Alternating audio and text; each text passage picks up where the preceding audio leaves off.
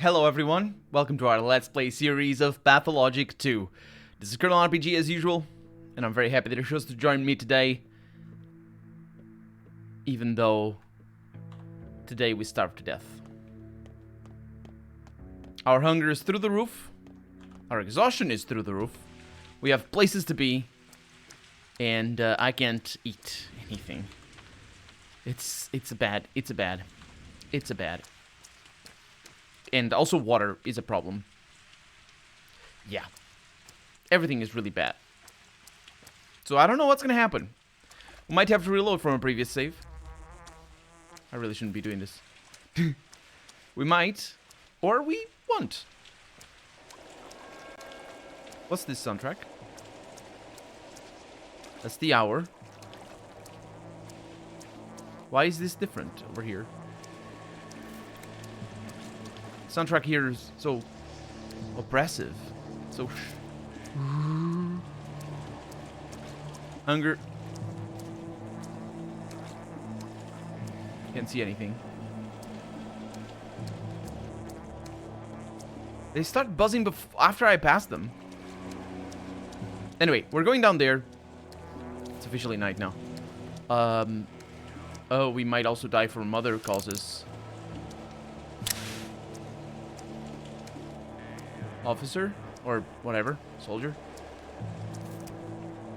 Who did you kill? Just some guards. Typical. Good. Gotta smoke. He's just an officer. Say, did a civilian come through here with papers for the general? For the general, maybe. The general's in town. Look for him there. Where exactly? The fighting moved toward the factory and ended there, I guess. It's not enough for the sandpest mows you down. We have to shoot each other too. Is that sandpox really transmitted by thought? I heard about that. No, it's not a pox. Yeah, one courier was caught in a crossfire between soldiers and mutineers. I think I found someone who might know of his fate. And I'm going back. So, this might actually be good. It's over that way. I'll get turned around easily. It's just so much fog all the time. And there's our health. That's us dying. That's us dying. With stuff like that. So how about I eat the chestnuts? I'm not even looking at how much hunger I looked. I just looked. How much hunger it goes down by. It's a fair amount. It's not amazing. Our exhaustion is also a problem. That we just have to contend with. It will also kill us, but it's going to take a little while longer. And I really am in a hurry here, so I shouldn't dilly-dally.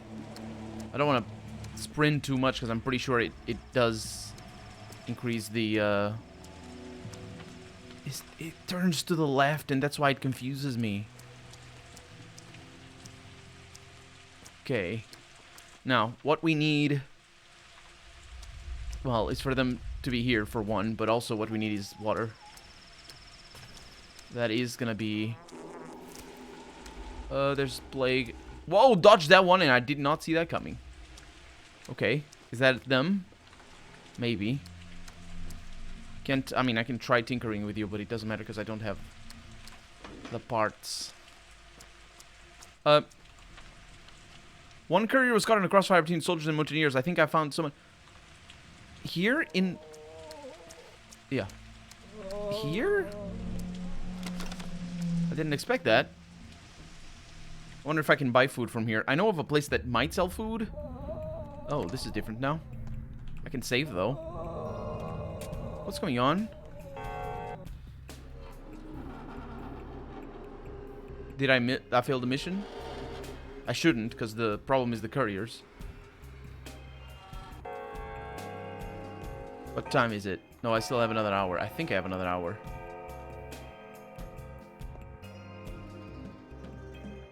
They just I think they were killing civilians. There's blood down here as well. Okay, he's still up. That boom sound that I just heard, I have no idea what that is. He doesn't talk to me. It's you. Well, you'd think it's you, but it isn't. Who are you? Artemi Burak? Another Burak. Funny meat sacks, you. So many Buraks around here these days. I'm the only Burak around. Look over there at the stage, you see? That's a Burak too. He was running after the general with some papers, but his foot slipped. Now he's preparing for an operation, gathering his thoughts. Here are my conditions. One of us got a bit punctured. A lovely soul, really, very dear to me. So whoever fixes him is Burak in my book. Explain. Aren't you an educated man? Do I need to make myself even more clear? Yes. You'll extract a bullet. Don't worry about your gear. We got everything covered. Leftovers from your predecessor. And then you'll patch the hole. He's got enough of them. Well, either you do it, or that clown will. If our pal survives, you're free to drag your sorry asses to the general of yours. If he doesn't, you're both dog food. Food for dogs, Burak. So he claimed to be Burak? I guess he really wanted to survive. And since he did, now he owes us. There's a story about that. There's an old story about that. Like, I think it was it was specifically about a medic. That it was just a cobbler, and then it pretended to be a medic. I'm not really sure how that goes, though. Yeah, I'm Burak. I'll fix your pal. I assume this is the pal? I don't have much experience with gunshot wounds. Common sense says I can't get the bullet out safely in these conditions, but I know the lines, or at least I think I do. Okay. So, options. Option 1, hey, you there, grab him and get ready to hold him down if he struggles. Boil water, lots of it, get me all the bandages you can, rip up all the cloth you can find to make more, get me the longest set of tweezers from the bag. Okay, so we're gonna want all of those, honestly. Let's start with the bandages. He was shot in the stomach. That's bad news. He's almost a goner. The wound... actually... There are... I think being shot in the stomach... I don't remember how it goes.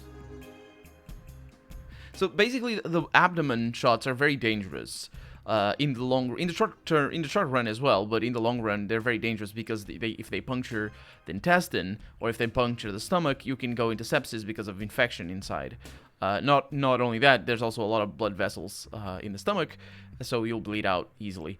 The bleeding out usually isn't the problem though for being shot in the stomach. That's like it's bleeding out for being shot, I think, is more about how major arteries get hit. So if it goes for the spine also, that's another problem because the stomach, there's a lot of spine down there. So just bad things in general. Don't get shot and in the stomach or otherwise. Yeah. So let's see. I can wash my hands, sterilize the tools, get my hands on some alcohol, preferably not the drinking kind. Yeah. Actually, I'm not really sure. There's a percentage of alcohol that would be good for sterilization, and I believe it is 75. It's the optimum. 98% alcohol is a lot of alcohol. It's all alcohol, but that doesn't work for sterilizing all the microbes. It does get a lot of the microbes out, but not all of them. And I read about why that is. And yeah, people often use rubbing alcohol as sterilizers, but it needs to be the 75% and not the 98%. And I think the reason for that is because a lot of microbes have immunizing capabilities. So the way the alcohol works is through reverse osmosis, or actually in case of microbes it would be just actual osmosis. So through osmosis, the microbes absorb whatever's outside their little whatever thing that they have around them. Their skin, let's call it like that. There's a name for it, but whatever. And if it's alcohol, and they detect alcohol, they're like, oh, nope, I don't want this, let's shut off. And it's sort of, they stop the osmosis. So that's what happens to a lot of microbes with 98% alcohol, because it's so strong that they basically shut off immediately. And with the 75, that's the optimal, because they did tests or whatnot to see what the optimal mixture was, or optimal rate, I suppose. Not rate, because 75 is not a rate, it's a volume. I think it's literally called volume.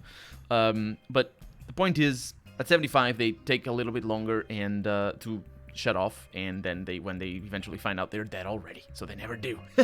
You take that, stupid microbe. So yeah.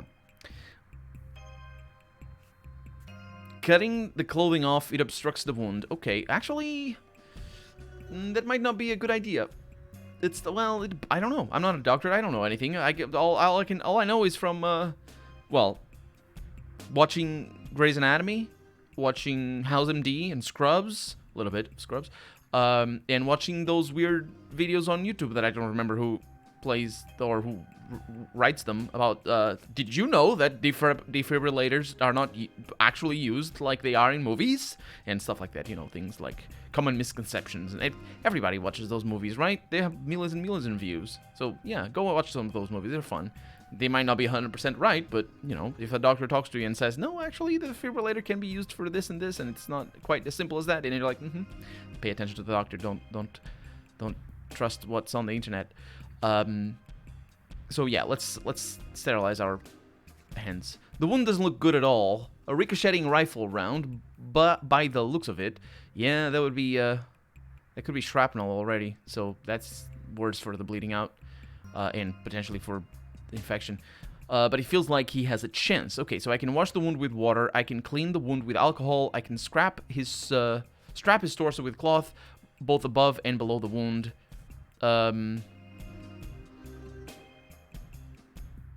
Strap his ribs with cloth. That is a weird thing. Let's first strap his torso with cloth. The patient's breath gets hoarse. He's gurgling and wheezing. And the reason why I'm not not cauterizing, what's the word? They use the word for, you know, cleaning it. I think it used specifically the word cleaning. The reason why I'm not doing that is because there's no reason to do that. And as far as I know, that's a really important thing when you're taking care of anybody, not just medical, not just as a doctor, 'cause it's all medical, but you know, not just as a doctor, but even if you're doing nurse work or first aid. And it's basically don't do things if you don't know the reason for you to do them, or unless it's something like I don't know, first aid. What would you do in this situation? You'd first call for the patient and just be like, "How are you there? Do you know your name?" But not like you wouldn't move them immediately, unless what's the the only reason why you'd move a patient in this situation is if you were to apply resuscitating procedures. I think actually it wouldn't be resuscitating procedures because that's not what you do as first aid. I don't remember my first aid training. I'm sorry, I'm bad. Pay attention to your first aid training when you do that because it's very important and it can save a life.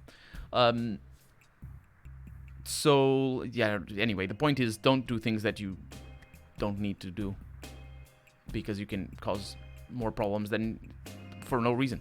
Basically, the patient's breath gets hoarse, he's gurgling and wheezing. Okay, so yeah, I mean, let's not diagnose anything. Let's search the wound with tweezers gently now. Actually, I would first search it with my hands, I think, just to feel where any fragment of the bullet might be, and then I'd use the tweezers. I also have to clean them, sterilize them, that's the word. Make a few incisions at the edge of the wound. Why would I do that? Gurgling and wheezing. I think that's not a response.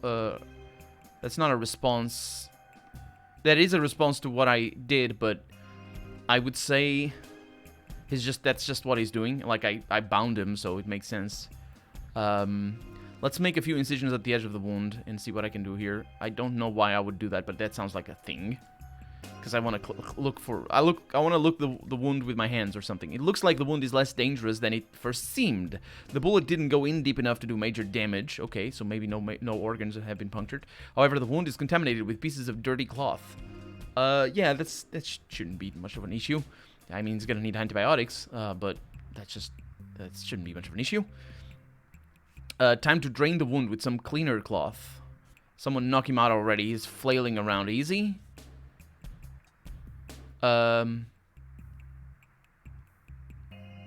Let's quickly drain the blood with clumped bandages. It's impossible to see. Okay. Something hard inside. Okay, I found it. Something hard, a bone fragment? I don't think so. Not in the stomach. Oh, it's... Oh, right. I mean, I didn't think that I was operating the stomach specifically. I thought I was operating the abdomen. But yeah, you could definitely have a bone fragment in the stomach, because the stomach is behind the ribs, right? Or is it below?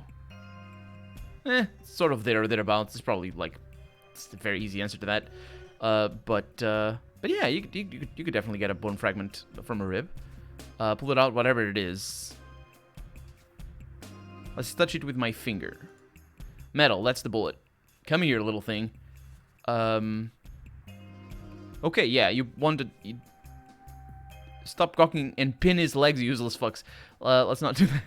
Let's pull it out steadily, because I could do steadily and sharply, by the way. But slowly is probably the thing. Because you don't want to cause more damage than it already exists. It's done. Clean the wound again, then apply bandages. Easy stuff. Oh, yeah, we did it. I don't know how, but we did it. He'll live. And we did it. Time to talk to the courier. Heck yeah. The resemblance is striking. Who the fuck are you? I'm your successor. It's literally called Altiami Burak. I don't want a successor. I'm not over yet. I'm a new actor. Your successor, so to speak. A continuation of you. I don't need successors. I'll manage on my own. It's all very confusing now. No, it isn't really. I know what you're talking about. The director washed his hands of his whole business. Said we're on our own. No script at all. I got paid in advance, so here I am. Doing the work I'm supposed to do. Paid in advance, and here I am, working for free. Leave me be, human. I'll be of use to you yet. I stand between you and death as your successor. Interesting that he calls me human.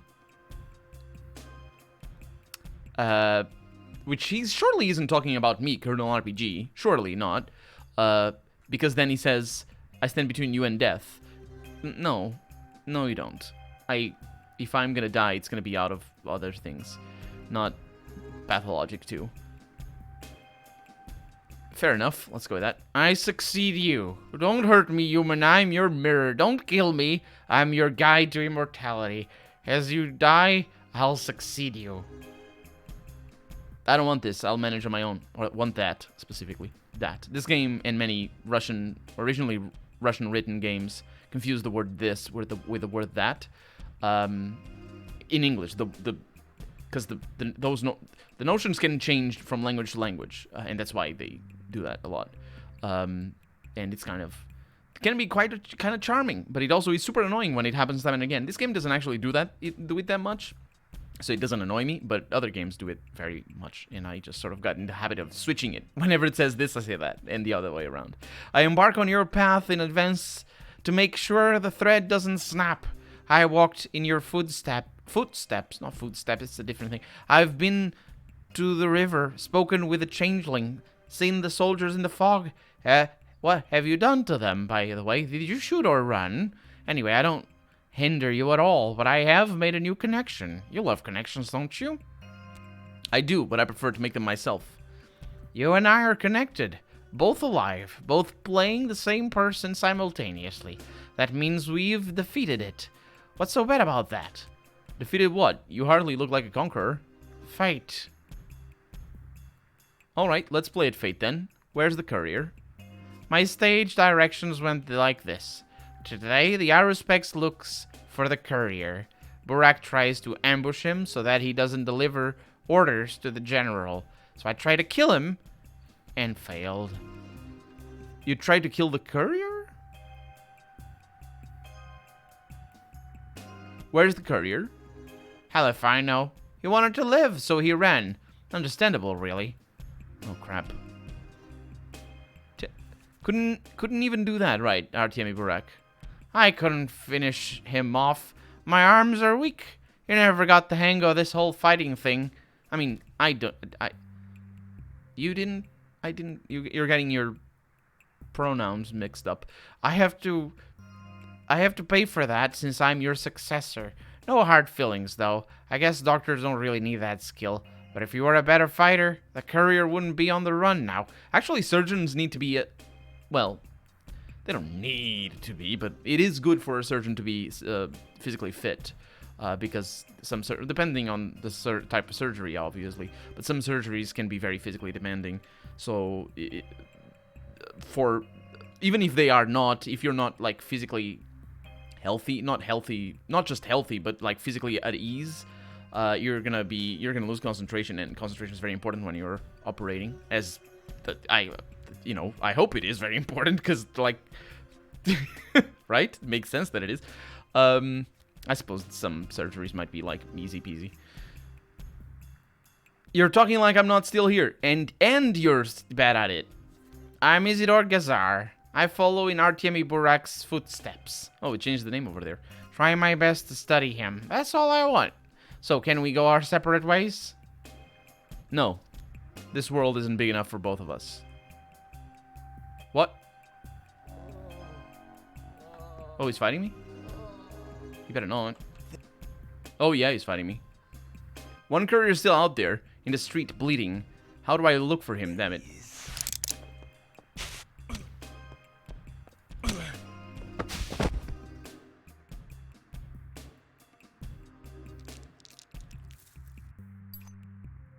Nobody touch the body. I'm out. Yeah, I couldn't trade.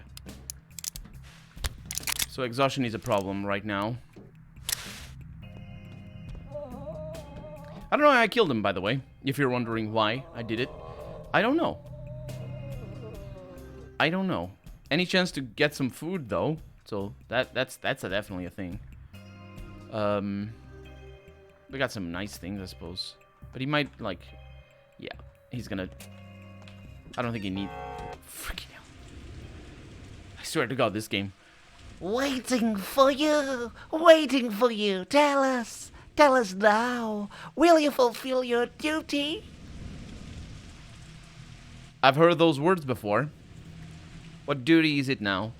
Your words were for your father then. Now speak for your mother. Mother Boddho, Earth awaits you. What's she waiting for? Peter Karan, Upshare stands at our doorstep. A big loss. All that remains of us is here, before you. I know. There are a few of you left. You need her blood. If you let blood out of Earth, Mother Boddho will die. Is that what you want? Bolish, bolish, bialish. I can't help it. Let's try to help it. What are you talking about? Mother Boddho is full of living blood. She forms us from her blood. We live as long as she lives. She lives as long as steaming blood flows through her. I see. Brides caress earth with their feet. Worms dwell in it. The throatless emerge from soil whenever earth wants people to hear her. And the sandpest as well. You went the wrong way, Emshan. You stumbled through the wrong path. Bekara, you know not what you look for. The sandpest is the scream of Mother Boddho. We are her mama. Now she murmurs lovingly to you, like an infant. But which of us is the child and which is the parent? We run out of words, Esenged. Out of sounds, hard to speak, throatless, tongueless, wordless. Please take pity on our mother, yours and mine, Esegir. Kill us not. Bolish, bolish, bialish. I understand. If Mother Boddho dies, so do we. Zobolon Bor Zarlaka. It hurts. It frightens us. So few remain. It is not so terrible to die. But what about losing something for all time? I pity you. Pity the weak and doomed. It's a pity when the last Aurochs goes extinct. Take pity on us. I do. Bekarayim Shen chooses words carefully. Who is to judge him but what take pity on us? I pity you. I truly pity you. Take pity on us, Asagar. Kill not our mother.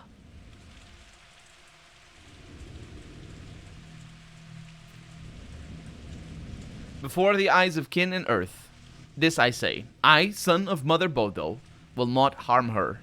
The sky is my witness. And this is gonna, this is an option here, and I wonder where we're going with that. But we're doing it next episode, because for right now I'm Colonel RPG, and this has been Pathologic 2. I really hope you've enjoyed it, and if you did, go ahead and leave a comment, like the video if you want to see the next episode come out sooner rather than later, but above all, thank you so much for watching, and I hope I'll see you next episode. Bye-bye.